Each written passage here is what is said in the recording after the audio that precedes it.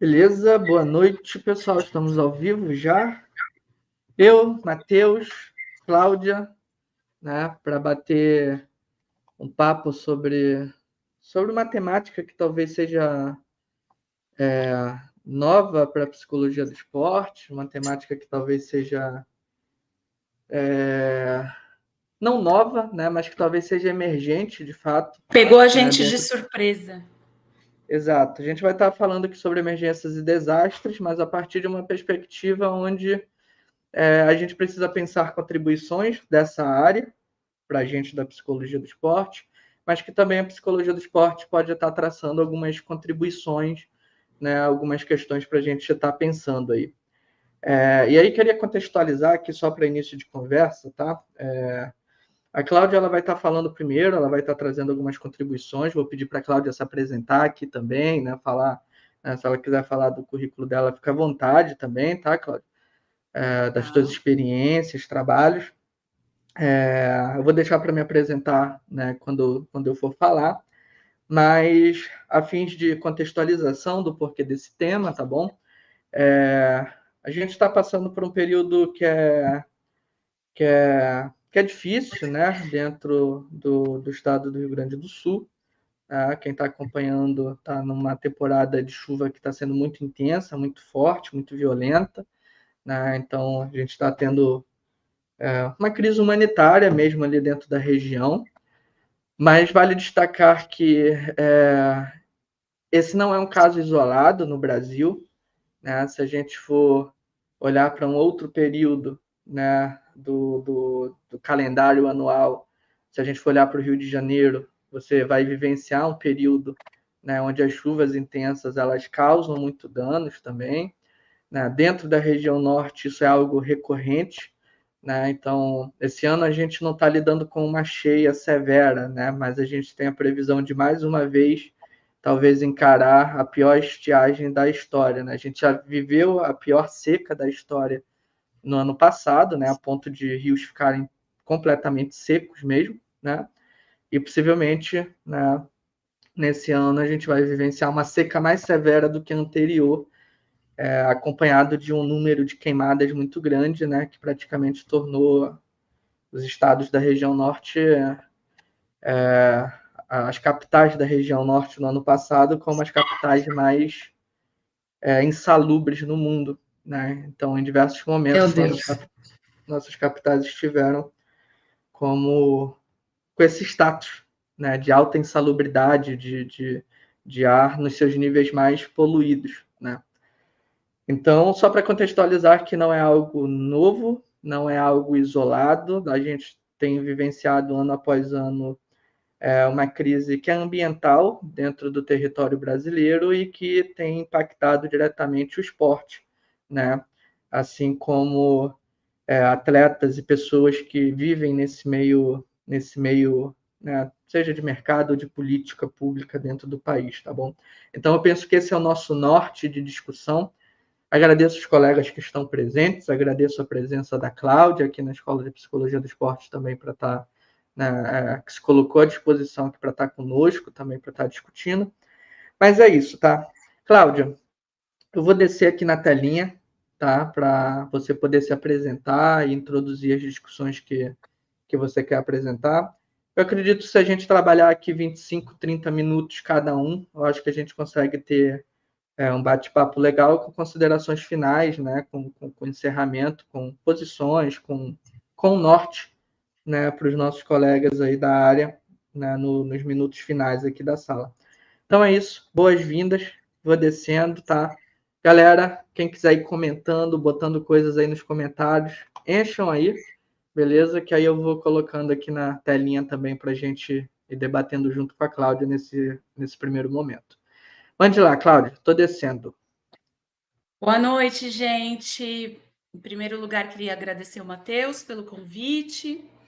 É muito legal falar desse tema. Mas, assim, quando você falou da questão ambiental, logo me veio também a questão da Covid, né? Que a gente acabou de passar por um luto coletivo que nos trouxe muito susto, muita instabilidade, muita desestruturação, pensando nas questões emocionais, financeiras, enfim, perdas, né? Que foi muito significativa e logo agora, 2, 3 anos depois, a gente passa por um desastre dessa magnitude, que aí nos faz renovar todos os traumas que passamos aí há não pouco tempo atrás, né? Bom, quero me apresentar. Eu sou psicóloga há 23 anos, estou na clínica desde que me formei.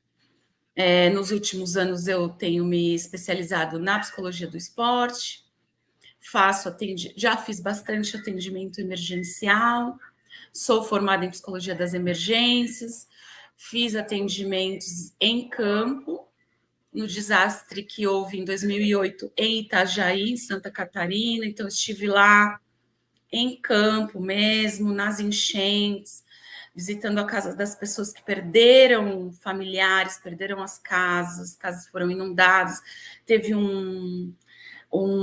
parece que desbarrancou assim uma avalanche de lama lá naquela região, Balneário Camboriú, ali pertinho, Santa Maria, e nós estivemos lá com a equipe da faculdade de FMU, junto com o professor Alton Vieira e a professora Cláudia Sodré. Então, nós somos como equipe de voluntários lá trabalhar em campo, fazer atendimento dentro de abrigos e também visitando as casas das pessoas que não quiseram abandonar os locais, né? Foi bastante difícil não só ver toda aquela situação, mas também como profissional, né? Ficar lá hospedada e de um dia para o outro a gente atende muitas situações muito difíceis, a gente se depara com perdas inimagináveis e depois a gente vai dormir e aí acorda e lida de novo com isso, então não é fácil para o profissional de psicologia trabalhar dessa forma em campo, né? Hoje já é possível fazer esse tipo de atendimento por via online. Eu acho que a Covid nos facilitou isso, né? Nos aprimorou, nos fez aprimorar essas questões técnicas. Mas eu conheci lá esse trabalho a campo e também cheguei a fazer o atendimento de famílias que perderam seus entes queridos na queda do avião da TAM. Então, são situações muito difíceis, assalto a banco, sempre trabalhei com emergências para empresas, né, na parte privada, vamos dizer assim, empresas que contratam em situações de assalto, funcionário foi assaltado, ou perde um ente familiar, a gente tem que dar notícia. Então, eu trabalhei nessa frente, vamos dizer assim, junto a isso a clínica e agora o esporte, né? Então, a gente veio aqui hoje falar sobre as nossas contribuições, né? Os nossos cabelinhos brancos que vão nascendo e vão trazendo com a gente as nossas vivências, as nossas experiências e alimentar um pouco a nossa classe de psicólogos, trazer, quem sabe, alguma contribuição para vocês aí, pensando também nas questões que a gente teve aí do Grêmio, né? Não sei se foi o Matheus falou, o que era, Matheus? Os gremistas, né? Que tiveram, a escola gremista que teve que abandonar lá o centro de treinamento, os meninos super jovens, né? Que são situações de emergência também.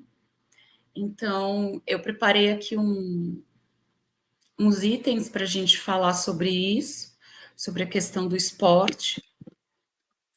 E pensando que a gente tem que ter uma preparação, né? Uma preparação técnica, profissional, para se dar notícias difíceis, para trabalhar com essa questão da emergência, porque se exigem habilidades um pouquinho diferentes da clínica. Na clínica do esporte, a gente trabalha performance, a gente trabalha visualização, a gente tem algumas técnicas para ajudar os atletas. Mas na emergência, num caso, por exemplo, da escola gremista, a gente trabalha com a estabilização emocional daquela pessoa que está vivenciando aquela situação. Então, sim, exige um treinamento, além do que a gente aprende na nossa prática clínica, né?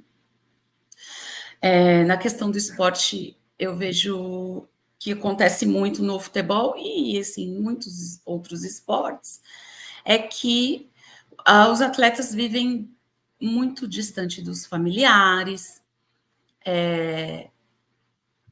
tem muitas notícias que chegam a eles sobre esses familiares, podem haver perdas, podem haver distanciamentos, divórcios, notícias sobre as lesões, os resultados dos exames.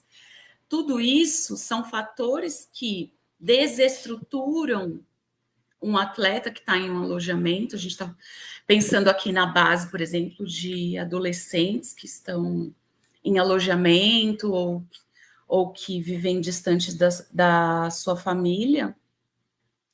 Eles lidam com essas perdas, com falecimentos de familiares, com divórcios, eles estão no alojamento e os pais estão se divorciando.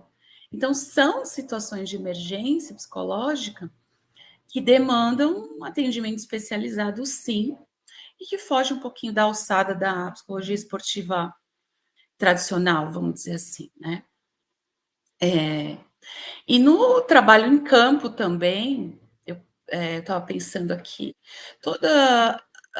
quando a gente vai fazer um atendimento ou vai viajar com uma equipe, a gente está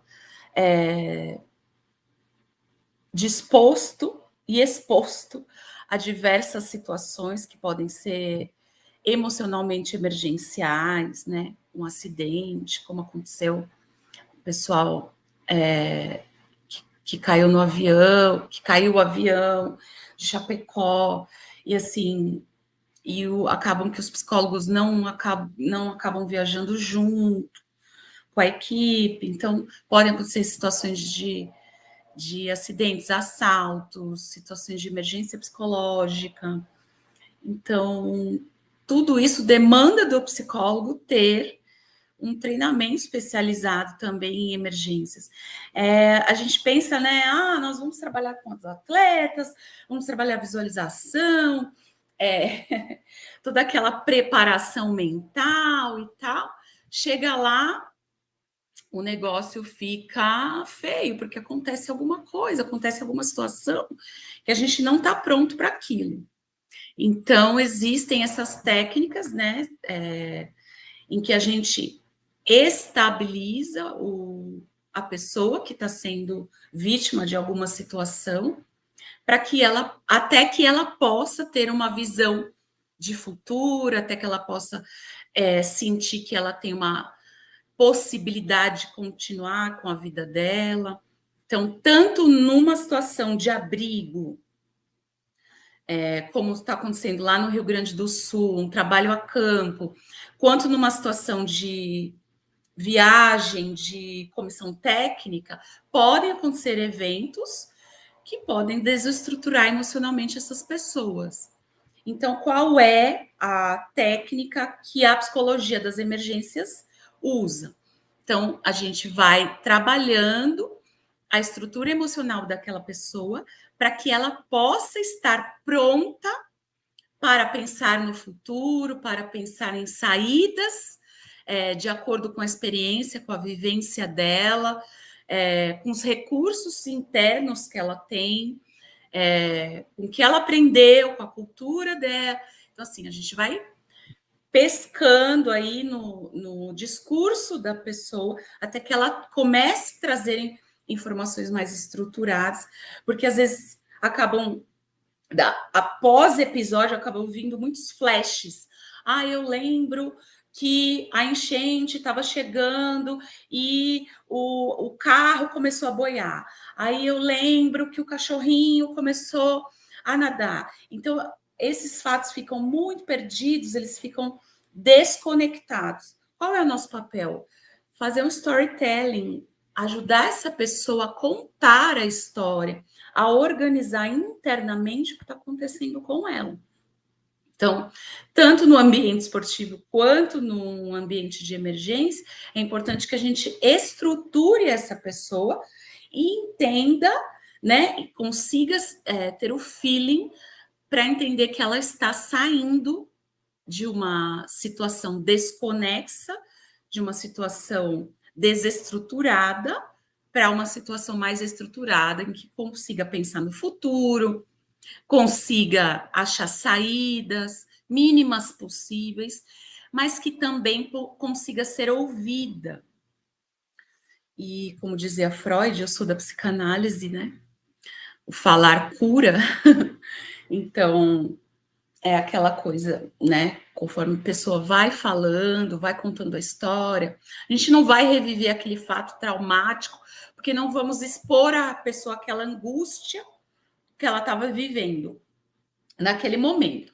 Mas a gente pode trazer pequenas memórias, né? Que vai fazer com que ela associe a outras coisas, a outras experiências da vida dela, e que podem trazer outras saídas, né?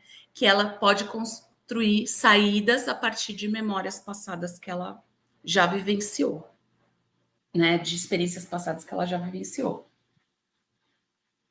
Então é isso. Às vezes a gente tem 1 hora para falar com a pessoa.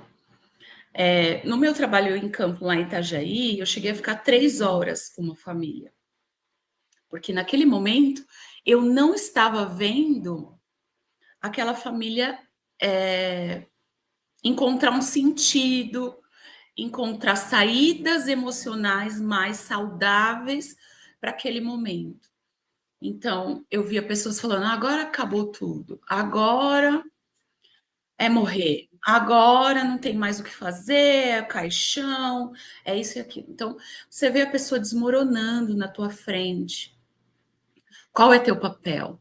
Fazer com que essa pessoa encontre as saídas dentro dela, encontre os recursos, né, que ela construiu a vida inteira dentro dela, as próprias experiências que vão trazer novas associações para que ela construa as saídas mais saudáveis para essa situação de hoje. E atualizar também aquela pessoa que está na tua frente.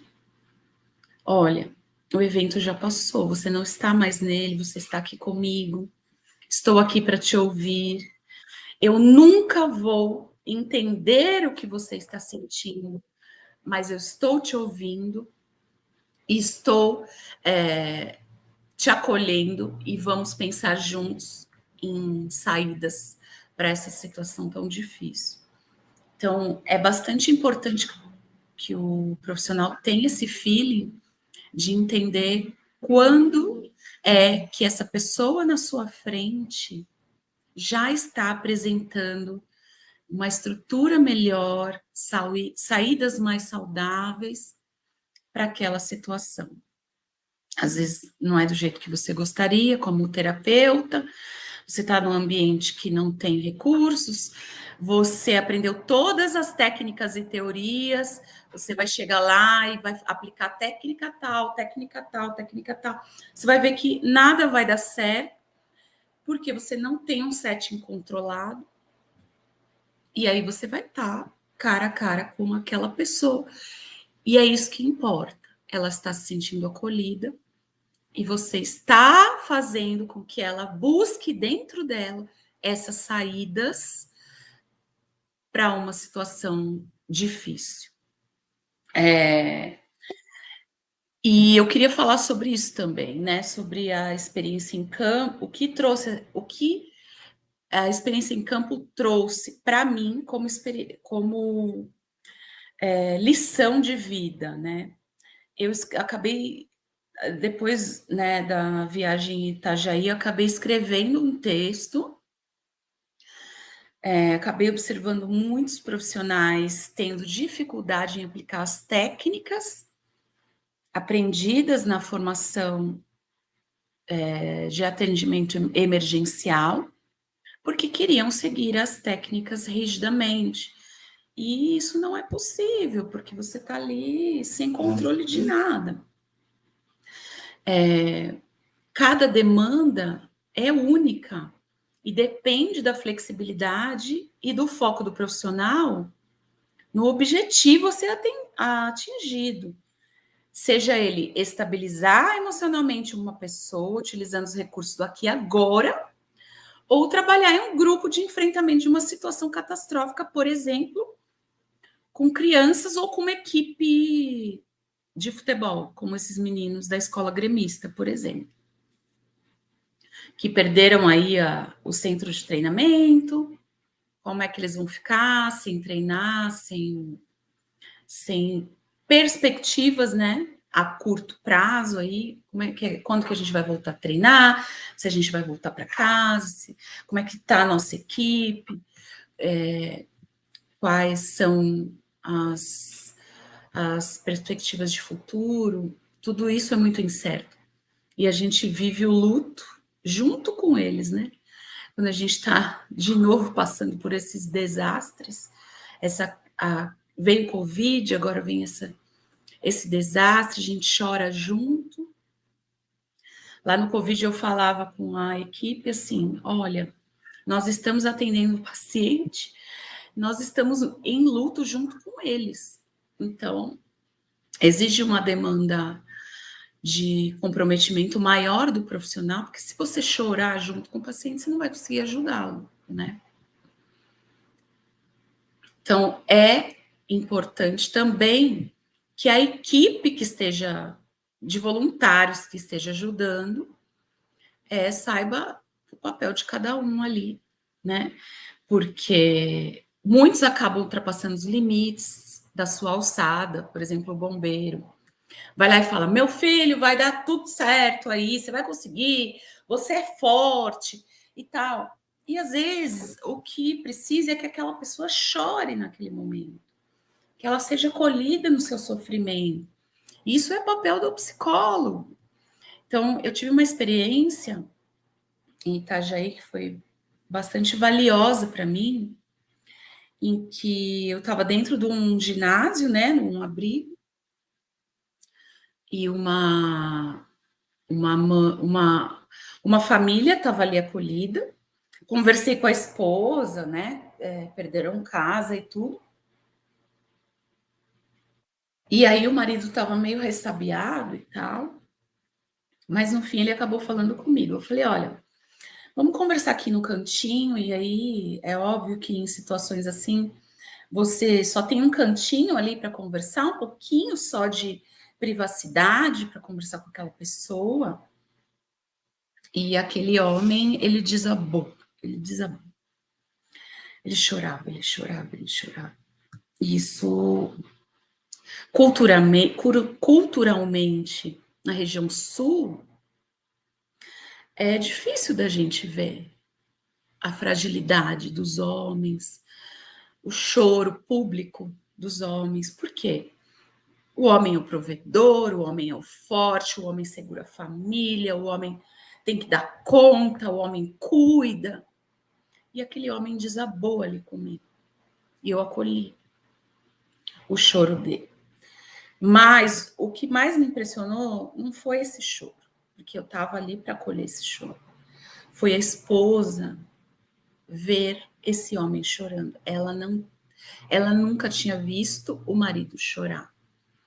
E ela ficou muito assustada, assim, ela ficou indignada, porque ela não sabia que ele estava sofrendo.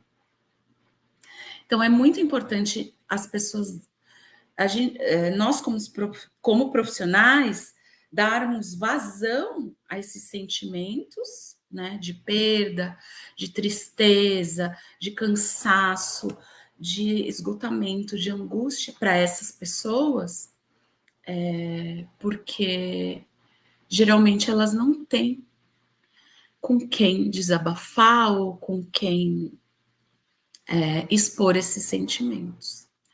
Então, naquele momento, eu acolhi esse marido, esse esposo, esse pai, e falei para a esposa dele: deixa ele chorar, ele precisa chorar. Ele está cansado, ele está esgotado. Então, todo mundo sofre, todo mundo precisa chorar, ninguém precisa ser forte. Amanhã, semana que vem, depois que vocês começarem a receber mais ajuda, vocês vão ser fortes, mas agora vocês podem chorar. Vocês podem se mostrar cansados, vocês podem se mostrar fragilizados. Isso me trouxe uma lição de vida muito grande, porque às vezes a gente guarda tanto os nossos sentimentos, né? E se mostra muito forte, e em situações assim, a gente acaba tendo uma cobrança tão grande de ter que dar conta de tudo. Então, nossa equipe estava lá para acolher essas pessoas, sejam homens, mulheres, crianças, enfim. Então, é isso, assim, o que eu estava, voltando ao que eu estava falando, a equipe, é muito importante que a equipe saiba o seu lugar, né? Porque não adianta o bombeiro falar, seja forte, cara, você vai conseguir. O técnico falar para o jogador, olha, seu pai está se separando da tua mãe, mas vai dar tudo certo, viu? Vai, não se preocupe não, já já você resolve isso aí, tá? Então, essas são ajudas muito superficiais e que acabam não tendo nenhum valor para uma pessoa que está passando por uma situação assim. Então, a gente tem esse olhar empático, né? É preciso respeitar o direito, o tempo e a vontade daquela pessoa na hora de tomar decisões. É preciso ouvir a demanda e acolher. E esse papel é exclusivo do psicólogo. Não adianta o fisioterapeuta, o coach, o preparador físico de uma equipe, né? Pensando aí no pessoal da Chapecoense ou no pessoal da escola gremista, aí onde os meninos tiveram que abandonar. Não adianta falar, vai tudo certo, tá. Mas a angústia está lá. A gente não vai tampar o sol com a peneira, né? Então, é o papel do psicólogo acolher com a sua técnica especializada essas angústias e achar ali dentro a sementinha que vai fazer criar novas associações e construir, reconstruir novas saídas para essa pessoa. E pensando nisso, né, estava falando aqui, poucos clubes de futebol levam psicólogo junto nas viagens. E não é só o futebol, não. A comissão técnica de várias modalidades não levam psicólogos junto. Então, é importante que se leve o psicólogo, se valorize esse trabalho. Porque, deixa eu ver a minha cola aqui. O psicólogo precisa estar disponível para as eventualidades das viagens e acontecimentos estressores que podem interferir negativamente na performance de um atleta ou da equipe inteira. Porque pode acontecer da equipe inteira sair para comemorar alguma coisa. Ah, a gente ganhou o jogo, vamos comemorar, vamos fazer um happy hour. E nesse happy hour acontece algum acidente, alguma situação, e que isso pode desencadear uma espiral negativa de emoções, né? E que pode prejudicar o desempenho da equipe, sim. Então, é importante que o psicólogo participe de todo o processo de acompanhamento e da performance dos atletas, e não só, né? A gente tem que estar preparado para tudo. A gente leva susto também. Outro dia eu estava falando de jiu-jitsu, eu estava com uma atleta E aí eu fui conhecer o CT da atleta. Fui conhecer lá o dojo da minha atleta, uma atleta adolescente, e eu me deparei com uma notícia terrível. Mandei um áudio para os pais. Olha, tô aqui, vim conhecer o dojo da sua filha, tá? Estou te avisando para você saber que eu tô aqui e tal. E aí, daqui a pouco, recebo uma ligação. Doutora, acabamos de perder o bebê. A senhora pode contar para nossa filha?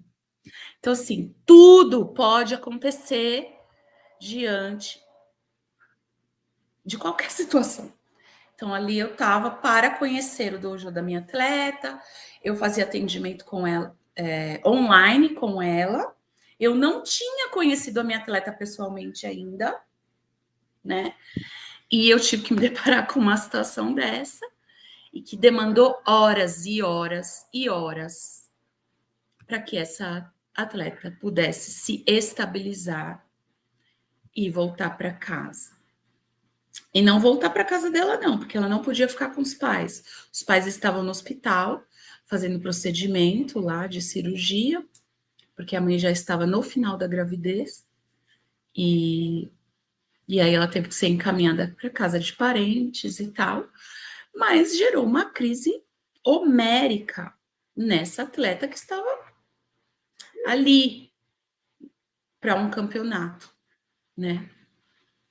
Nós desistimos do campeonato, obviamente, mas eu tive que lidar com aquela surpresa que não estava agendada, né?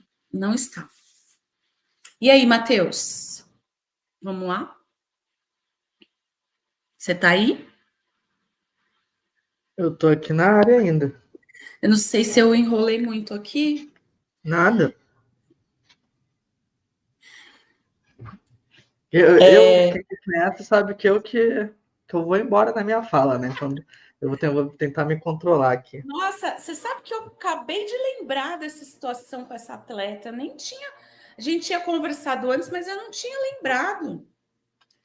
Eu fui conhecer a atleta pessoalmente e fui conhecer o dojo. Daqui a pouco, doutora. Uhum. E aí? Né? Se é um psicólogo recém-formado, o que vai fazer nessa situação? É difícil. A maioria das vezes as pessoas improvisam, por isso que é A gente importante. dá conta, né? Acho que tu fez um alerta importante, que é a necessidade de a gente explorar temas que parecem alheios à nossa área, mas não são. Eles são ali. Não são. Em algum momento eles vão estar correlacionados, a gente precisa estar atento a isso, né? É. Mas é isso. Passou a bola? Posso ir no embalo? Passei. Você quer que eu fale Beleza. mais alguma coisa? Não, tranquilo. Vou pedir, então, eu vou te descer aqui um tempinho, e aí no Tá. final a gente volta para fazer um fechamento. Eu vou tentar me limitar a 20 minutos aqui para a Tá gente conseguir bom. fechar legal, tá bom? Mas vamos Tá. lá, galera. Deixa eu clicar aqui. É, Deixa eu ver por onde eu começo. Para mim é um tema que tenho, tem um apreço grande, tá? Porque vou comentar uma coisa legal, talvez eu nunca tenha contado isso para ninguém, aqui na escola, no geral, né? Que é como é que eu comecei na psicologia. Como eu comecei mesmo, né? Quando eu já estava dentro da faculdade, né? O que rolou quando eu cheguei?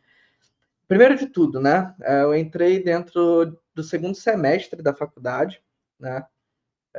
Eu entrei primeiro numa faculdade particular, antes de ir para a UFAM, antes de ir para a Federal. Eu entrei no semestre 2. E no semestre 2 não tinha fechado turma, né? Dentro da faculdade que eu entrei. E aí a gente caiu direto no segundo período, que acaba sendo um período inicial. E a gente não teve a possibilidade de fazer o primeiro período. O primeiro período a gente pagou no ano posterior, né? Na verdade, se eu não me engano, a gente foi pagando por etapas nessas disciplinas anteriores do primeiro período. Mas o que tinha de interessante é que dentro do segundo período já existia uma disciplina que era de projetos, né? Não de projeto social, né? Mas era de projetos mesmo, né? E que envolvia a gente visitar diferentes localidades, né? E nessa disciplina a gente tinha aula com uma professora sensacional até hoje, né? Me recordo com muito carinho da professora Miyako. E a gente foi visitar uma comunidade numa região da cidade onde tem uma alta vulnerabilidade, né? Só para entender, essa região residia uma população impactada por uma intervenção da Petrobras aqui, né, nas nossas calhas, né, de rio, então que tinha impactado, né, de maneira bem significativa, né, uma população com os impactos ambientais, né, da implantação de qualquer coisa que a Petrobras possa implantar em qualquer lugar. E essa população era atendida, né, por projetos da Petrobras, incluindo, né, os projetos da faculdade também, além de ser uma comunidade que ficava bem ao lado do porto, né, de um dos portos da cidade de Manaus. Então, assim, todas as situações contribuíam para que essa comunidade fosse altamente vulnerável. E aqui eu estou citando, né, contextualizando vocês, que o contexto em que a gente se encontrava era um contexto de impacto ambiental significativo, né? A gente tem a passagem de um porto com muitas carretas, né? O que aumentava de maneira absurda, né, casos de prostituição e de violência contra a mulher ali naquela região, pelo simples impacto de você instalar ao lado daquela comunidade um porto, né, onde vem homens de todo canto do país, além, né, do impacto ambiental da própria Petrobras. A gente foi fazer a visita nessa comunidade e essa professora é muito sensacional, assim. Ela tinha um atendimento para fazer nesse dia, né? E não sei por qual motivo ela me escolheu também, né? Não sei se é porque eu já falava pra porra já desde do primeiro período, já era curioso, já queria saber das coisas, etc. Já estava ajudando a galera a se organizar. E ela virou para mim no trânsito, né, de uma das escolas que a gente estava lá, e ela falou: Matheus, você vai atender. Te prepara aí, né? Daqui 5 minutos a gente vai ter que ir para uma sala ali. E eu tomei um susto, assim. Eu falei: como assim a gente vai atender? Eu falei: relaxa, né? Eu tenho um atendimento de um jovem para fazer, que a situação é essa e essa, e eu quero que você acompanhe, né? Se você se sentir à vontade para falar, intervir, se apresentar, enfim, se você quiser à vontade, mas você vai acompanhar comigo. E assim, eu tinha talvez 2 meses de faculdade no máximo, né? E dali para frente eu sempre me encorajei muito a querer estudar, a querer conhecer, a ter contato com pessoas, né? Porque foi uma situação atípica, né? Para vocês terem ideia, experiências como aquela de estar ao lado de um profissional de psicologia atendendo, né, um adolescente, a maioria dos meus colegas de faculdade foram ter lá no quarto, quinto, sexto período, quando foram começar a adentrar o contexto da clínica, né? E essa professora me deu a oportunidade de ter meu primeiro semestre inteiro de contato com pessoas.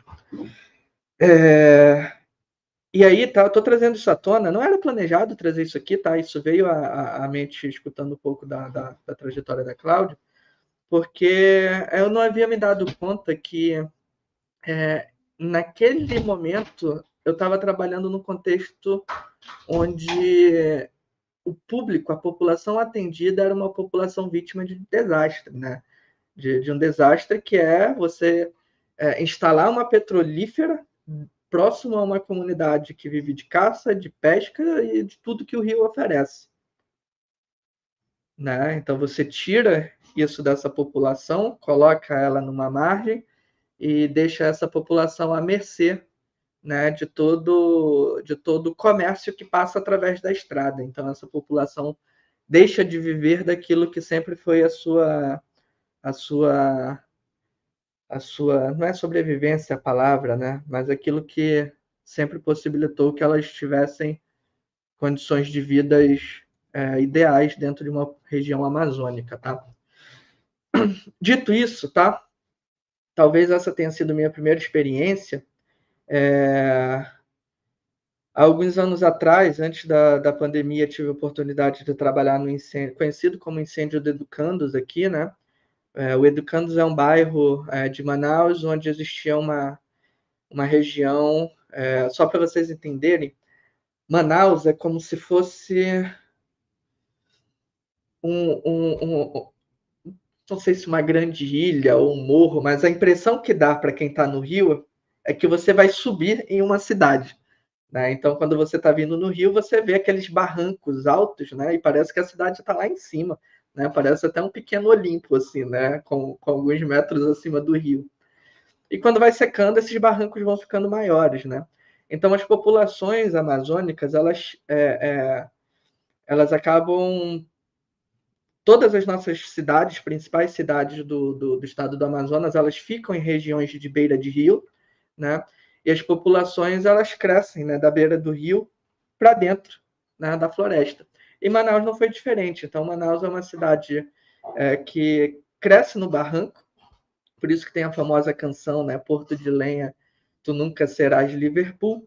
Porto de Lenha, né, significa nossos portos e toda as nossas moradias, né, do período de colonização, onde tudo era lenha, né, tudo era construído por madeira e tudo nos barrancos, né.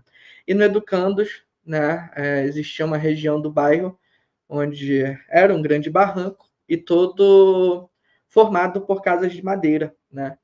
Aconteceu que teve uma explosão, né, de um botijão em uma das casas e o incêndio se alastrou por toda a comunidade, né.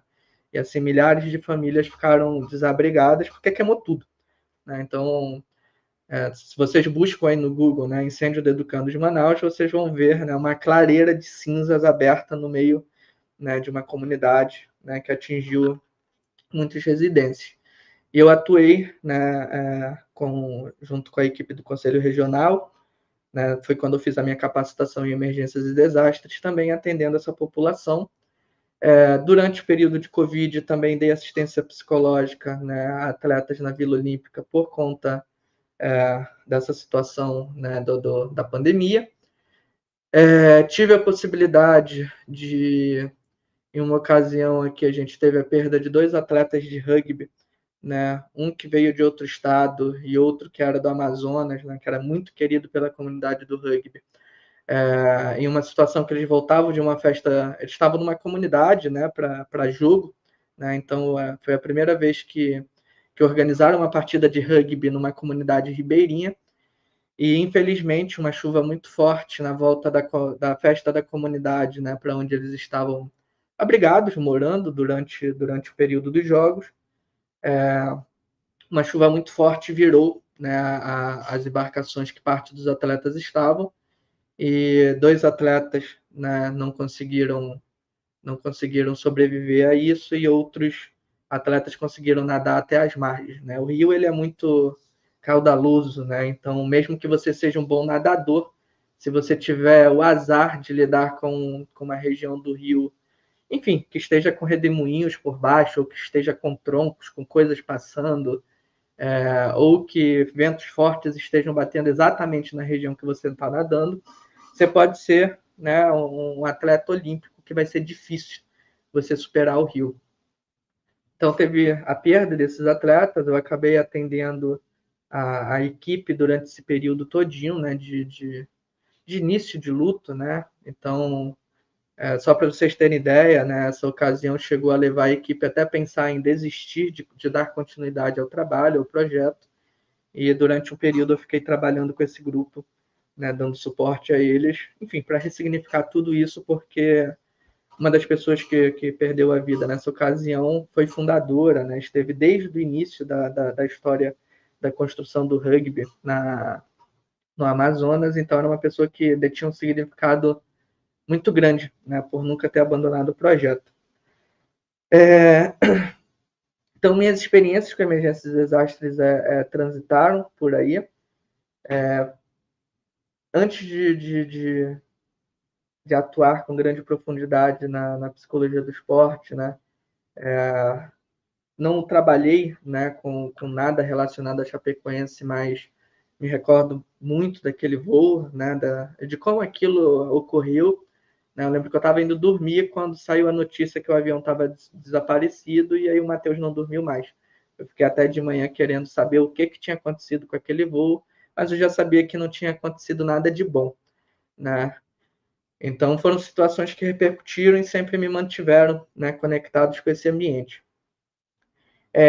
Dito isso, tá? Eu vou caminhar com duas direções aqui nesses minutos que me restam para falar. Uma direção é para entender, tá, que contribuições talvez eu possa trazer para vocês a partir de uma noção de saúde pública, tá? Então eu vou trazer a saúde pública, os estudos, o que se diz em saúde pública como um caminho para a gente pensar, tá, essas situações que ocorrem no país. E depois eu vou trazer uma direção para a gente pensar, bem, o que a psicologia do esporte tem para dizer para a galera que está atuando aí também em emergências e desastres? O que a gente tem que estar atento, tá bom? E aí, pensando em saúde pública, tá? Primeiro de tudo, a gente sempre acaba correndo um erro de tratar o esporte como algo alheio, né, da sociedade. Quando eu falo a gente, eu não estou falando a gente psicólogo, eu estou falando a gente comunidade esportiva, tá? A ponto de a gente escutar discursos de que esporte não é política, né, quando boa parte das marcas que estampam, né, seus nomes em uma camisa, eles têm grande influência política no país, né, incluindo o que se minera, incluindo o que se planta, incluindo que rios devem mudar de curso ou não, tá? Então a gente tem que ter um grande cuidado, né, de não achar que esporte e política não se misturam, porque a maioria das marcas que vocês vão ter estampadas em camisas de diferentes esportes, essas marcas elas atuam muito fortemente, né, em setores estratégicos da política, para conseguir explorar de fato diversos recursos naturais do nosso país, né? Não vou citar exemplos aqui para a gente não entrar também em situações que sejam polêmicas ou até ponham em risco, né, as nossas falas, as nossas palavras aqui, mas vocês vão encontrar investimentos estrangeiros muito grandes, por exemplo, em clubes brasileiros, de onde essas grandes empresas estrangeiras exploram muito, muito, muito, muito minério em determinadas regiões do país. Né? Então, lucram muito e o que investem no clube, no esporte, não é nem cócegas perto do que, né, se extrai, né, do solo brasileiro. Eu acredito que ocorreu em Alagoas talvez seja um exemplo interessante para retratar, e aí é um caso noticiado para todo mundo, né? Então, quem quiser pesquisar, pode pesquisar a relação da Braskem, né, com a região lá. É um exemplo de como essas coisas ocorrem, tá? Então, às vezes, você mexer, por exemplo, com um clube que todo estado ama, você, como empresa, tem muito poder para influenciar qualquer político naquele estado, né? Porque um político dizer não, né, para a exploração de determinada coisa naquele estado é dizer não para todos esses milhões de torcedores que acompanham aquele clube. Então, você mexe com paixões, né? E eu estou falando isso para dizer o seguinte, tá? Eu penso que essa é a primeira grande relação que o esporte brasileiro tem, tá, com essas situações que ocorrem pelo país, tá? De situações que envolvem emergências e desastres. Então, a gente não pode tratar as instituições como alheias a esses acontecimentos, tá bom? E aí, tá? Quando a gente pensa a partir de uma ótica de saúde pública, isso a gente precisa entender, tá? Que pensar saúde de uma população é a gente pensar isso que eu estou falando, né? O que é política e como ela impacta a vida das pessoas. A gente precisa entender quais são as condições de vida dessa população, onde elas moram, a que elas têm assistência, qual é a estrutura que essas pessoas têm, né? Estrutura urbana mesmo, né? Condições de saneamento e tudo mais, quais políticas tem de limpeza no seu município, etc. Por exemplo, Manaus, a gente não tem nenhuma política que envolva reciclagem, né? Então, assim, a gente está na maior capital da Amazônia, mas a gente não recicla, tá? Então, isso daqui é um exemplo, né? Então, a Petrobras, por exemplo, ela tinha um projeto de reciclagem quando ela estava investindo pelos impactos ambientais que ela gerou, né? mas depois que acabou o prazo de recuperação, né, que eles tratam, você não tem mais investimento, né? A comunidade é abandonada, tudo é abandonado, porque o investimento já foi feito durante o período de diminuição do prejuízo àquela população, né? Então, você tem esse aspecto, né? Você tem a questão de acesso a alimentos, você tem condições de empregabilidade, você tem, né, as próprias condições de acesso à saúde, você tem a própria comunidade, tá? E aí eu vou destacar um termo aqui que não é importante somente para emergências e desastres, mas qualquer um que trabalha com psicologia do esporte, que é o conceito de resiliência comunitária, tá? E esse é um aspecto que a população do Rio Grande do Sul está lidando muito, tá? Resiliência comunitária é o quanto essa comunidade também foi preparada para resistir, para se adaptar, para ser resiliente, né? Para aguentar situações adversas quando elas ocorrerem, tá? E aí é legal assim porque eu tenho visto o discurso, né, da população de lá e o quanto eles remetem até à história, né, de séculos atrás dessa população, né, de uma população que marchou pelo país já, inclusive. Né? Então é bacana você ver essa condição porque você está, né, retomando uma condição de resiliência comunitária.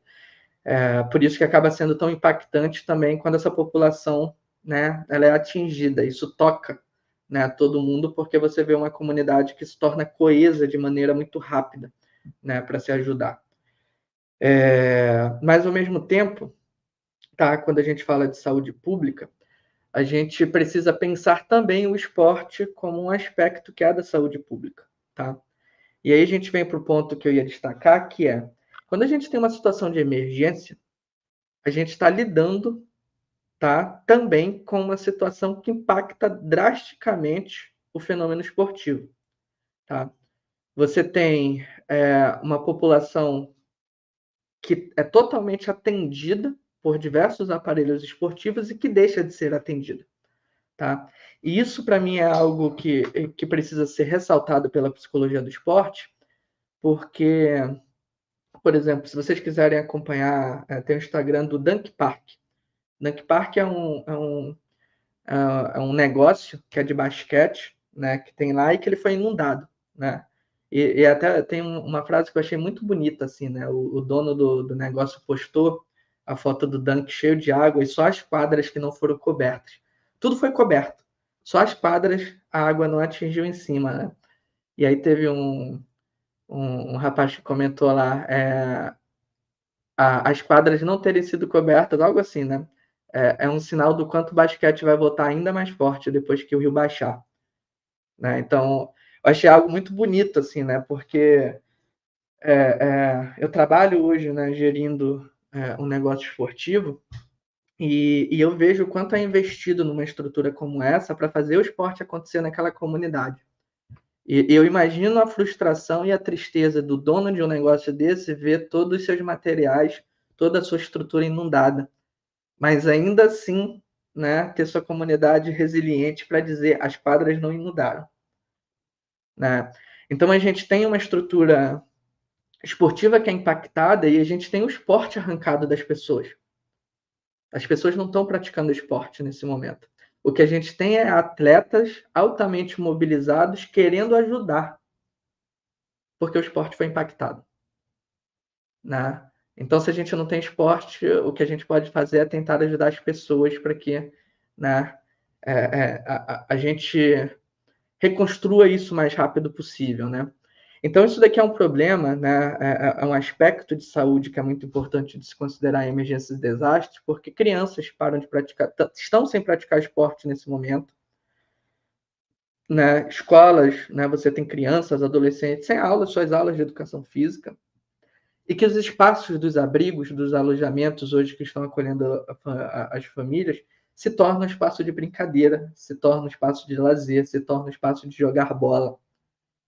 Né? Então, isso daqui, para mim, é um dos principais indícios, um dos principais sinais de como é que funciona a resiliência de uma comunidade. Né? Quando você vê crianças, né? Se vocês forem pesquisar onde tem os alojamentos e tudo mais, vocês vão ter contato com esse tipo de experiência. Né? De crianças brincando de bola, às vezes de papel, ou bolas que foram doadas, né? Ou simplesmente brincando de correr num local onde as pessoas estão porque suas casas foram perdidas. Tá? Dito isso, tá? A gente tem o fenômeno esportivo arrancado dessas pessoas, mas de outro lado a gente tem o fenômeno esportivo ainda assim como um promotor da resiliência. Tá? Então, por isso que eu digo, tá? A psicologia do esporte tem contribuições para essa área, para a gente pensar como essas pessoas podem se recuperar disso. Tá? E uma dessas formas, tá? E aí quem estiver assistindo aí, que é da região sul, que está no Rio Grande do Sul especialmente, e aí não entendo isso como uma fala que, porra, o Matheus está pensando em negócio. Não se trata disso. Mas os negócios esportivos vão precisar muito de ajuda, tá? De perspectivas, né? de olhares de psicólogos nesse momento. Talvez eles não saibam disso porque a gente precisa saber como dizer isso para essas pessoas. Mas esses negócios, por exemplo, Dunk, um negócio que é inundado, né? E que vai ficar paralisado, né? De um homem que vai ficar um período, talvez, sem renda, porque toda a sua comunidade de clientes foi atingida também, né? De como é que eu posso me aproximar dessa pessoa, né, que tem um negócio esportivo na cidade para ajudá-la a reconstruir. Isso é uma forma. Sabe quando eu falo assim, pô, não faço voluntariado? Essa é uma opção de voluntariado sadia para a profissão. Tá? Porque você está auxiliando na reconstrução de uma comunidade, mesmo que isso não gere uma oportunidade depois, você tem a possibilidade de trazer um conhecimento para pessoas dentro de um contexto de desesperança, muitas vezes, né? Ou de necessidade de muita força, né, para reconstruir. Então, isso é uma possibilidade interessante, tá? Porque a gente vai passar não só por um período de reconstrução de casas, mas de reconstrução de quadras, de reconstrução de pistas, de campos, os próprios estádios, né, do Internacional e do Grêmio, né, ainda vão ser avaliados para saber o impacto da inundação nos estádios. Então, é uma possibilidade para se pensar, pô, o que eu tenho a ver com isso, enquanto especialista em psicologia do esporte? Eu tenho tudo a ver, porque todos os negócios esportivos pararam. Né? E essas pessoas vão passar por um período de enfrentamento, de reerguer seus negócios, né? Que toda ajuda será bem-vinda. Tá bom? Então, se a gente tiver leituras, né? Essa leitura simples de resiliência comunitária. Legal, estamos recomeçando. Como é que a gente recomeça nessa relação nova com as pessoas depois de tudo isso? E o medo de tudo isso acontecer depois? E os negócios que vão mudar de localidades, que vão para locais onde talvez isso não ocorra no futuro? E os que vão desistir dos seus negócios, tá? Então, estou falando tudo isso, tá? Para que a gente tenha um entendimento de que, quando a gente pensa em emergências e desastres, a gente tem que pensar no momento que é antes, tá? De como a psicologia do esporte pode pensar essa relação com políticas públicas. A todo momento a gente está lidando com isso, tá? Em um outro momento, isso muito no sentido de prevenção e de como é que determinadas forças políticas elas se movem para influenciar tomadas de decisões que impactam comunidades de maneira muito severa. Tá bom? Então, vou dar um exemplo aqui de uma coisa que para mim foi absurda em Manaus. Aí de Manaus eu falo mesmo porque tô em casa, quem quiser vir debater, pode vir debater também. Mas aqui a gente tinha uma área verde enorme em um bairro e que ela foi destruída para colocar um velódromo. Velódromo, né, para ciclismo e tal. Gente, deixa eu ver quantos graus está fazendo agora. 8 horas da noite em Manaus ainda, tá? Rapidinho. Temperatura Manaus. Ó, Manaus agora está com aproximadamente 26 graus, sensação térmica próxima de 30 graus nesse momento, tá? Vou ser bem sincero para vocês, não é um aparelho esportivo que aquela comunidade vai usufruir. Essa comunidade reclamou muito do aumento da temperatura, de um parque, de uma área verde, né, que foi retirada, onde você poderia passear com o cachorro, com a família, ou ficar na sombra de uma árvore, né, para colocar numa região da cidade onde as pessoas nem têm condição de ter uma bicicleta do preço, né, considerando o preço de uma bicicleta de velódromo, as pessoas daquela comunidade nem têm condições de ter uma bicicleta dessa, né? Então, assim, isso é um ponto que eu fico assim, cara, eu queria estar discutindo isso em algum lugar e não sei como, né, entrar nesses lugares, mas eu tenho que estar antenado a todo momento. Porque eu, como psicólogo, ia dizer, né, o que está sendo feito aqui é uma violência contra essa comunidade. Estão tirando uma estrutura verde que beneficia muito, as pessoas caminham, correm, conversam, crianças brincam, passeiam, né? E você tira esse aparelho para colocar uma estrutura de concreto que vai servir a uma população que nem é da região, né? Para tentar servir uma população que é do outro lado, né, da cidade, que tem a condição de adquirir bicicletas de 10, 12, 15 mil reais. Tá? Então é um exemplo, tá? Então a gente tem que pensar isso antes. O que uma política, o que uma tomada de decisão, o que um grupo de interesse pode acabar tomando de decisão que vai afetar toda uma comunidade, toda a saúde de uma comunidade. E o segundo é a coisa está acontecendo. Né? Como eu, psicólogo do esporte, posso pensar esses negócios esportivos, essas estruturas esportivas, né, a fim de oferecer algum apoio, alguma assistência, tanto nessa fase de lidar com a emergência, mas também, né, nesse período que vai ser de recuperação, que vai ser de pós. Tá? Tendo em vista isso, tá? Nem vou entrar nos aspectos de clubes, etc., porque eu acho que a Cláudia já citou pontos que são interessantes, né, de que a gente tem que estar preparado para que essas coisas ocorram, né, em situações até de ambiente profissional, como ela bem citou, né, desde categorias de base. E aí eu queria fechar só fazendo um parênteses, tá, que é a questão do universo online. Aí. Eu vi muita gente assim, o trabalho emergencial ele é só presencial, etc., e as pessoas têm uma tendência a achar que tudo que vem do sistema conselhos ou de quem está próximo a isso é o que há de maior expertise para a gente confiar. Tá? E eu vou dizer uma coisa para vocês. Tá? Sugiro, procurem principalmente em inglês e em espanhol. Tá? A quantidade de informação, de conteúdo produzido, tá, em relação a atendimento remoto em situações de emergências e desastres, tanto em terremotos, erupções, tsunamis, acidentes aéreos e às vezes atentados, né, por arma, né, de fogo. Veja a quantidade de informação produzida dizendo guerras, perfeito.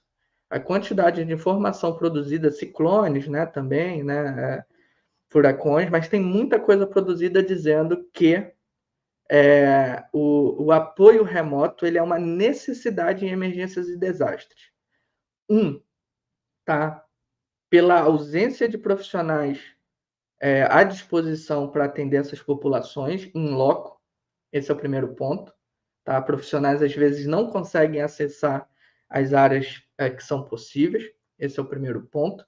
O segundo, às vezes os profissionais são atingidos pelos desastres, então eles não vão estar em condições de atender, acolher, então eles vão precisar de profissionais de saúde de outras localidades para isso, que nem sempre vão se deslocar em quantidade. Terceiro, estrangeiros, tá? Então, esses dias eu vi aí alguém perguntando se alguém poderia atender espanhol. Às vezes a opção para essa pessoa, o melhor vai ser achar alguém de outro país, se não tiver ninguém aqui em loco. E se for alguém de fora atendendo espanhol, é importante que essa pessoa seja acolhida, né? E um quarto aspecto, tá? Que acaba sendo muito relevante, tá? É a quantidade de pessoas que é atingida, tá bom? Então, só para dar um exemplo, né? Esses dias eu até brinquei, né? Que uma sessão minha virou praticamente a sessão de supervisão do estrogonofe, né? E basicamente assim, tem atletas que eu trabalho que foram atingidos, né, e atingidas, né, pela situação lá no Rio Grande do Sul. E a primeira coisa assim é o pesar, né? Quando você entra para o atendimento e você já vê o peso, mesmo assim, você estando em segurança e tudo mais, mas você vê assim que a expressão corporal, facial, tudo é outra, né? Parece que você passou por por um período inteiro sem dormir, por dia sem dormir, né? E a sensação de abatimento, né? E aí eu escutei algumas coisas importantes que eu gostaria que vocês ficassem atentos, né? De atletas querendo desistir do futebol ou de seus outros esportes, de atletas sem ter acesso à assistência psicológica, por não ter naquele contexto, naquela região, né, profissionais suficientes, estão todos deslocados para as regiões de maior emergência, né? E o terceiro aspecto é não conseguir pensar coisas positivas dentro do contexto de alojamento, de moradia.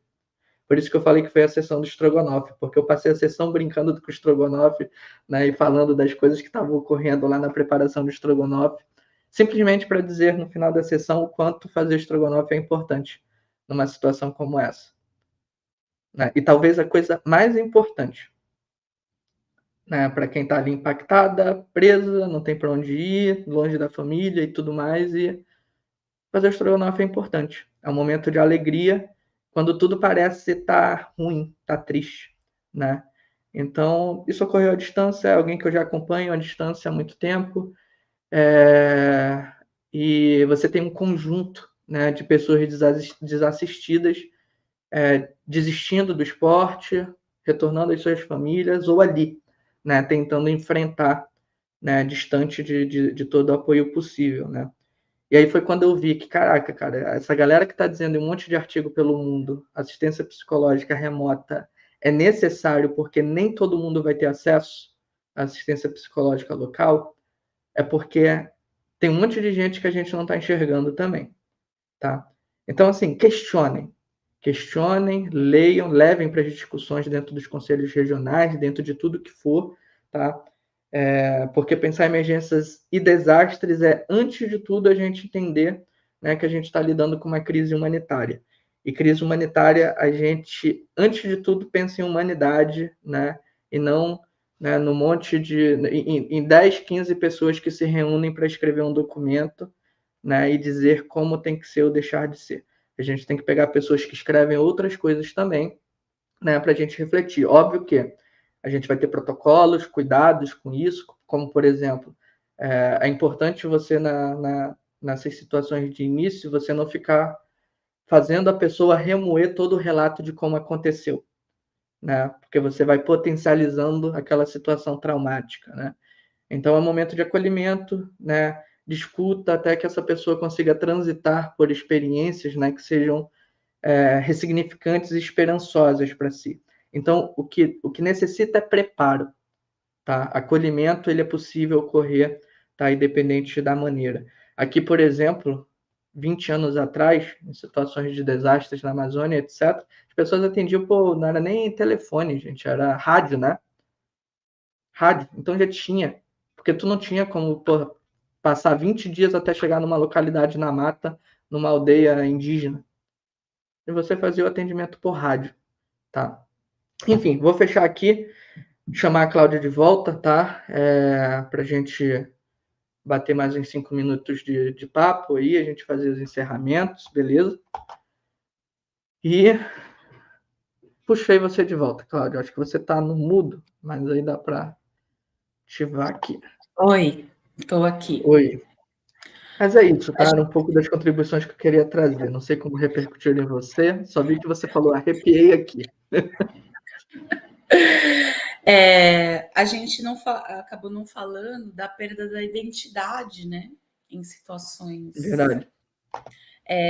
de desastres e tragédias, porque quando ocorre um negócio desse, como aconteceu em Manaus também, perde-se toda a história familiar, toda a história da pessoa, os álbuns de fotografia, as lembranças, os ímãs de geladeira que trouxeram, né, de outros lugares que viajaram, toda a casa, toda a história da pessoa é perdida, né?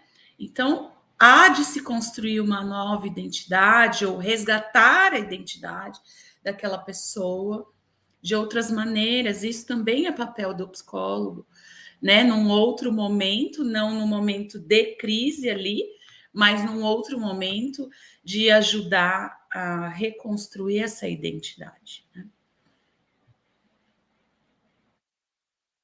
Você que está mudo agora, Matheus. Ah, pronto, voltei. Tem um conceito que é importante a gente se apropriar também, que é o conceito de desenraizamento, né? Então você tem uma população que é arrancada da raiz, né? Então é algo que é muito desafiador, e isso a gente estuda em psicologia do esporte quando a gente pensa nessa migração, né, de atletas para a Europa e tudo mais. Mas é um conceito que é importante, né, a gente se apropriar, entender de como é que isso acaba impactando as pessoas. Teve um vídeo de um atleta, eu acho que do surf, que eu achei muito forte, né? Que ele chega numa residência, está o filho sentado no, na laje, assim, né? No beiral da laje que sobra da casa, e a mãe na janela, né? E ele fala que ele não vai embora porque a mãe não quer ir, né? E a mãe não queria ir por conta, né, dos 7 cachorros que tinha na casa. Ele fala, isso não é problema, não sei o quê. E me dói muito vocês dizerem que não quer ir, né? Vamos, tem alojamento, etc. Não é problema levar os 7 cachorros, né? Eu achei legal assim o cuidado dele, porque possivelmente outras pessoas já tinham passado por lá e não quiseram levar aqueles 7 cachorros, né? E, e o entendimento dele, nem é psicólogo, mas o entendimento dele de que, cara, esses 7 cachorros têm, eles representam Ele talvez uma história de vida. faz parte da identidade dessa família, dessa pessoa, né?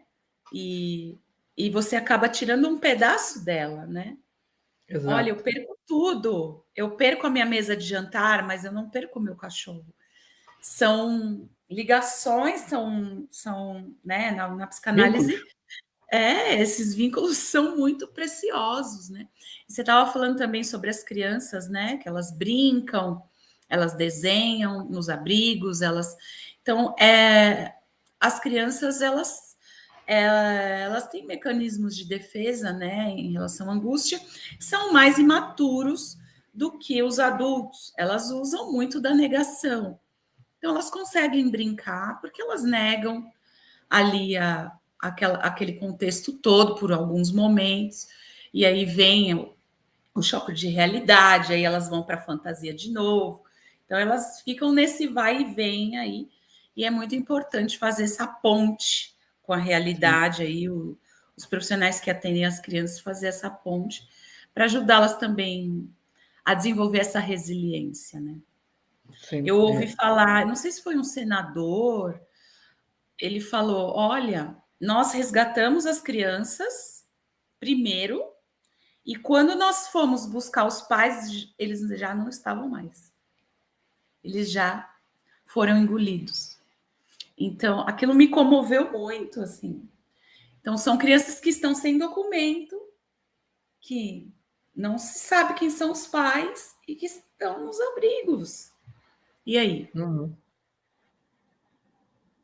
Ainda tem essa questão que dessas faixas etárias, né, que precisa ter muito cuidado, e você tem níveis de, de movimento corporal, se a gente for pensar a partir de uma psicologia do esporte, né, é que eles são distintos e que demandam de cuidados distintos também, né. Então, Sim. é interessante até pensar a aproximação dos profissionais de educação física nesse contexto de emergência e desastre, como é que eles podem estar auxiliando, né, nesse, Uhum. nesse período, nesse processo, né? Uhum. E, Cláudia, tem 3 coisinhas aqui que eu acho que é legal a gente trazer. Uma é do Yuri e 2 são da Lavínia, que eu acho que elas podem amarrar aqui a nossa discussão para o final, que é o Yuri perguntou sobre graduandos em psicologia, né? O que eles podem fazer nessa situação de desastres e emergências. E aí, Yuri, primeiro de tudo, tá? O importante é se alinhar, principalmente quem é graduando, tá? A ações que a faculdade esteja fazendo e o conselho regional da tua cidade, né? Então, aqui no Amazonas, eu sei que houve, né, certa mobilização aí para pensar, né, organização de envio de coisas, etc. É Uhum. algo que está dentro do nosso alcance, né? Talvez os conselhos regionais ali mais próximos da região sul, talvez eles tenham pensado na possibilidade de ações emergenciais que sejam mais em loco, né? Mas é fundamental, tá, que dentro da graduação esteja alinhado a projetos, a ações que estejam ocorrendo a partir das entidades ou, né, outros tipos de instituições profissionais, até para você não ficar à mercê, né, de questões éticas aí no meio de ações. Agora, informação é livre. Tem uma Informação você pode questão produzir. que também, assim, você pode ter um supervisor que não necessariamente, que é um responsável técnico, que não necessariamente está ligado à universidade, né? Se você for um estagiário de uma clínica, por exemplo, você pode fazer ações junto com essa instituição. Então, não depende só da universidade. Quando a gente foi para Itajaí, foram muitos estudantes junto. Então, a FMU, eu sei que a Gol, a empresa aérea, forneceu o voo, a FMU forneceu não sei o quê, outras pessoas hospedagem, os estudantes estavam lá também para fazer o apoio. Então, é possível, tudo é possível. E aí, o outro ponto foi. Yuri, tá para terminar. Ó, outro foi, tá aqui, da Lavínia. Esse daqui é legal. Como pode ser iniciado esse acolhimento dessas pessoas fragilizadas nesse momento? Tu quer comentar? Eu acho que tu tem uma experiência larga na O que acontece é assim, pelas experiências, essas pessoas elas não vão buscar o atendimento, sabe? Aí, em campo, o que a gente percebeu é que elas não iam buscar o atendimento. Uma outra pessoa falava, pegava a pessoa no braço e falava, olha, essa aqui está precisando, né? Então, assim, se você tem contato com parentes, com pessoas, né? De repente, um parente está conversando com você, olha, tal pessoa está fragilizada, faz uma sessão online para poder fazer o acolhimento dessa pessoa. Não vai com muita sede ao pote, mas tem no sentido de que esteja lá para ouvir, né? Porque às vezes as pessoas têm muita resistência. Não vou falar com o psicólogo. Não é uma demanda própria. Então, o psicólogo precisa estar bem treinado no sentido do tom de voz, no sentido de estar ali para ouvir, deixar a pessoa chorar, falar o que ela pensa, dar tempo para essa pessoa pensar no que está acontecendo com ela. Então, assim, até a gente chegar a um paciente, acontecem muitas coisas. Se esse paciente chegou, o que você precisa fazer é escutar. Porque sem o vínculo, isso eu já tinha falado, né, Matheus, no esporte. Sem vínculo, a gente não faz nada, né? Então, eu acho importante essa relação empática. Ouvir esta pessoa, deixar chorar. A gente, às vezes, tem uma tendência, né? Eu quero que essa pessoa melhore, que ela consiga e tal. Principalmente os recém-formados adoram. Eles querem que o paciente... o meu paciente tem que melhorar. Intervir a qualquer custo dele. Não é o caso, né, Cláudia? Em emergência, essa pessoa não tem com quem chorar. Às vezes, na família, a pessoa está chorando, fala, para de chorar, vai dar tudo certo. Ninguém deixa a pessoa chorar. Então, vamos deixar as pessoas chorarem para nós. Vamos ser esse berço, né, que vai acolher essas pessoas. Perfeito. Penso, tem uma coisa que o Incêndio do Educandos ensinou para mim, que a última coisa que a gente tem que estar pensando é a intervenção, cara. Esquece. O negócio não é a intervenção. Você tem, às vezes, o que você vai fazer de melhor para auxiliar uma pessoa é ajudar ela a encontrar seus documentos que estão em algum canto lá, né, do alojamento, e ela perdeu. E ela precisa entregar para assistente social. Né?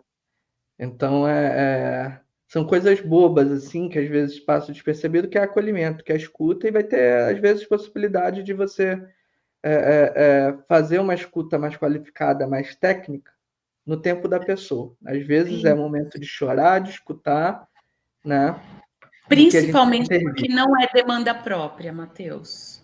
A pessoa não está ali, olha, eu quero passar no psicólogo, quero fazer uma consulta. Exato. Né? Ela não te conhece, ela não confia em você, ela não. Então, assim, o que você vai fazer é facilitar para que ela expresse o que está se passando dentro dela naquele momento. Legal. E aí eu acho que para fechar, né, a Lavínia trouxe a questão da reconstrução do zero financeiramente, tá? Lavínia, eu vou dar minha resposta a partir do que eu considero, antes de tudo, importante, que não é nem a ação psicológica em si aqui, tá? Mas são as ações, são as medidas, tá? De recuperação e de reconstrução dessas comunidades que o governo vai ter que ter, tá? Por exemplo, tá? E aí eu acho que tem uma coisa que é perigosa, tá? No Brasil, que as pessoas acham, pô, tem um monte de empresário ajudando, tá? Mas em qualquer país do mundo, tá? Quem reconstrói comunidades nunca vai ser, né? Os setores empresariais que têm condições de agir de forma emergencial. Eu não estou querendo diminuir as ações, eu acho elas muito importantes. Mas tu pega, por exemplo, o tsunami no Japão. O que vocês acham que reergue aquelas comunidades de forma muito rápida, né? São atitudes governamentais que são muito imediatas de reconstrução, né? Então, ocorre, né, as tragédias, as pessoas sabem que vai vir reconstrução, né, de tudo aquilo que foi levado. Então, as pessoas perguntam, nossa, né, o povo japonês, isso, etc. Não é só o povo, né? Você tem uma política que é pensando naquela população. E aí eu penso que é onde o nosso discurso tem que ir no sentido de cobrança. A responsabilidade de reconstrução não é só das pessoas, não é só dos negócios, não é só do Dunk lá que inundou, né? Não é só da empresa que também foi levada e os funcionários, né, vão ser todos afetados, é também das políticas governamentais. O que vai vir de bolsa, o que vai vir de investimento nas estradas, o que vai vir, né, de investimento De em infra, terras né? que foram perdidas. É a primeira coisa. Se não vem isso, cara, não existe trabalho psicológico que ajude essas pessoas. Né? O que essas pessoas vão fazer é migrar. Se isso não ocorre, essas pessoas vão todas para outra região do país, porque elas vão ver, pô, se não está tendo reconstrução aqui, não tem por que eu ficar na minha terra. Né? Então, aí eu faço um alerta, tá? Para o que foi falado no último congresso da Abrapesp. A gente tem que estar atento a uma psicologia ambiental do esporte, tá? Porque a gente está tendo fluxos migratórios intensos por conta dessas coisas, e a gente ainda não tem ideia de como isso está afetando o mundo esportivo. Então, a gente tem gente fugindo do norte por conta da fumaça, né, e da seca, e tem gente no sul fugindo das inundações e indo para diversas regiões do país, e a gente não sabe o que isso vai mudar, né, na situação social do nosso país. E isso vai impactar o esporte como um todo. Então, vai nesse caminho minha fala. Não sei se a Cláudia gostaria de contribuir É nesse isso, sentido. né? Eu acho que a população precisa exigir essas demandas governamentais, né? É papel, sim, do nosso Estado prover toda essa reconstrução e fazer valer, né? Eu acho que é um momento em que vai precisar de união de todos para fazer essa cobrança, né? Se não é no amor, vai ser na dor, infelizmente. Cláudio, acho que a gente já passou um pouquinho, né? A gente bateu um papo. Se a gente deixar, acho que isso daqui dá um baita de um curso. A gente fica 10 horas aqui falando, porque são E tantos eu ia temas. fazer um PowerPoint, eu desisti, porque ia ficar muito longo. Por isso que eu não vim de PowerPoint, porque eu sei se eu boto o PowerPoint, eu paro num slide meia hora, né? Mas eu pedi para que a gente fizesse considerações finais, tá? Eu acho que se você quiser aproveitar os últimos comentários que estão aqui também para talvez fazer contribuições finais a partir do que foi dito aqui, fica à vontade. E a gente vai partindo para o fim. Queres começar? Ou gostaria que eu começasse? Eu posso falar. Eu acho que o tema da nossa conversa hoje do nosso bate-papo foi bem de encontro com a Pluralidade. Isso, da nossa profissão, né? Porque sendo psicólogo do esporte, psicólogo clínico, psicólogo das emergências, nós enfrentamos demandas, né, que são muitas vezes diferentes daquelas que a gente está acostumado. E nós precisamos, sim, ter uma formação, estudar, buscar aí. O Matheus estava falando sobre os protocolos de atendimento, né? Até pedi para você me mandar. Sim, precisamos ter acesso e não só aquilo que está sendo falado por aí. Nós temos que buscar conhecimento e temos que estar na vanguarda também da construção desse conhecimento, porque nós somos responsáveis, né? Nós jovens aqui, você mais do que eu, mas vocês estão construindo a psicologia brasileira. E eu deposito muita confiança nisso, né? De que a gente possa mudar e possa ampliar essas skills, né, do psicólogo. Porque a gente acabou de ver que dentro da psicologia do esporte existem muitas emergências e que não só na questão, falando de clubes e tal, mas na questão social, na questão de política pública, enfim, nós temos que estar enfiados em todas as questões, né? Não tem como a gente... Então, é uma mescla, tudo é uma coisa só. Não tem como. Às vezes você vai fazer um trabalho achando que é uma coisa, é outra. Né, Matheus?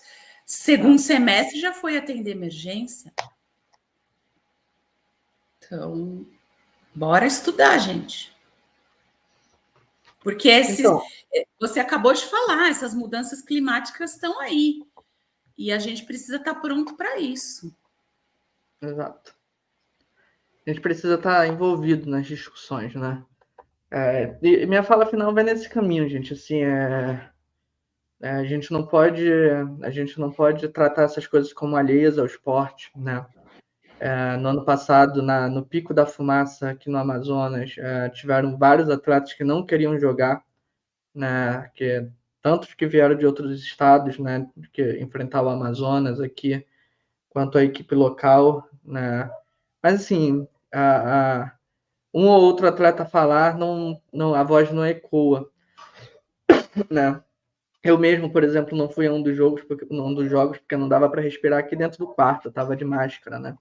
Eu não fui pro jogo porque eu sabia que ia estar muito ruim, né? O ambiente do estádio.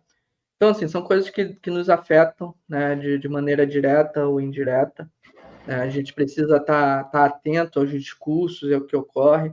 Quando a gente puder se envolver, né? Penso que é importante, né? A gente tá envolvido e estar atento, né? Como a gente pode estar contribuindo com esses contextos. Tem algumas coisas que eu não tenho respostas, como, por exemplo, quando falaram dos clubes paralisar. Eu não tenho respostas para isso, porque é uma decisão que demanda muita discussão. Paralisar um campeonato também, durante um mês, você está tirando um mês, por exemplo, de possibilidade de renda para uma população inteira que monta carrinhos de bebida e churrasquinho ao redor do Maracanã. Uhum. Né? Então, como é que essa questão, né? Como uma coisa que acontece lá no sul também pode ser capaz de impactar toda uma regiões inteiras do país. Né? Uhum. Eu não tenho uma resposta para isso. Eu não consigo pesar qual é o peso do trabalho de uma pessoa, né, que mora no Rio de Janeiro. Tudo é uma relação simbiótica, não tem como. Exato. Né? Não tem como a gente parar de se divertir aqui porque tá todo mundo chorando lá. Se eu não vou na festa aqui, quem vende a cerveja, vai ser todo mundo impactado, como aconteceu no Covid também. Então, esse final de semana, eu estive num evento em que a pessoa que fez o evento falou: olha, eu estava lá no sul e eu não ia fazer o show, mas eu resolvi fazer e estou doando cachê. Então, o que é certo e o que é errado? Penso que o mais ético a se pensar, né? Porque quando se mexe em economias de diferentes regiões é algo que é muito complexo. Mas o que tem que se pensar é o que fazer para não prejudicar clubes, não prejudicar funcionários, não prejudicar as pessoas no geral, né? Assim como, por exemplo, foi tomada a decisão imediata de não rebaixar a Chapecoense por conta da tragédia, né? Eu penso que tem que se pensar coisas, né, que não afetem, né, essas instituições de forma que prejudique, né, todo o motor econômico que move o clube. Matheus? A roda tem que rodar, senão o dinheiro não chega também. Estava recebendo aqui no meu grupo, eu moro numa cidade do interior de São Paulo. Comprem produtos da tal empresa que é lá do sul. Então, as coisas têm que acontecer, né? Também é uma forma da gente se responsabilizar e ajudar. A gente tem que aprender a responder a esses contextos de forma rápida também, né? Porque, olha só, daqui 3 meses, gente, a região norte vai estar novamente inabitável, né, de tanta fumaça. Então, a verdade é que não ocorre esporte se a gente não parar para pensar o quanto a gente está impactando o nosso país, o nosso território, né? Então a gente vai ter uma tragédia a cada 3 meses, né? Porque a gente só pensa em remediar, remediar, remediar, remediar, remediar, remediar, remediar, remediar, e a gente tem que prevenir essas coisas, né? E aí a gente tem que, ou a gente vira uma voz uníssona no país, né? O cara lá no sul entende que pô, o que está acontecendo no Nordeste uma hora vai chegar em mim, assim como o cara que está no Norte ou no Nordeste entende que uma hora o que acontece no Sul vai chegar aqui, né? Para que a gente não tenha sempre que tomar medidas somente emergenciais. Né? Sim. Então, penso que é um pouco da nossa discussão aqui hoje. Recomendo que a gente siga debatendo isso no Instagram, nos stories, né, nos nossos encontros, nas supervisões, nas aulas que a gente tem aí pela frente, tá bom? Cláudio, agradeço muito, tá, tu ter topado. Foi um negócio muito rápido, né? Só para vocês entenderem, a Cláudia respondeu lá no grupo, Cláudia, vamos fazer isso, né? Porque estava sentindo um pouco a necessidade, né, da galera ter um A gente diálogo, falar pelo desse menos. tema. Exato. E a Cláudia nem não pensou 2 vezes, ela não disse nem vou pensar, ela disse bora, o tempo tá assim, assim, assado. Eu falei, tá, meu tempo tá assim, assim, desse jeito, e a gente encaixou, tá? Fico muito feliz, tá? Tenho um enorme carinho, né, por você, né, toda a sua história de transição para a psicologia do esporte. Agradeço por ter contribuído com a gente aqui, tá bom? Eu que agradeço de coração, espero ter contribuído aí, passado um pouquinho da minha experiência. E quem quiser pode me chamar lá no Instagram. Tem alguns materiais aqui, mas vamos trocando ideia. E vocês, jovens, têm a responsabilidade de levar essa psicologia lá para cima. Vamos lutar. Eu vou junto com vocês. Bora, então. Beijo. Valeu, gente. Boa noite aí. Tchau, tchau. Hein? Obrigada. Tchau.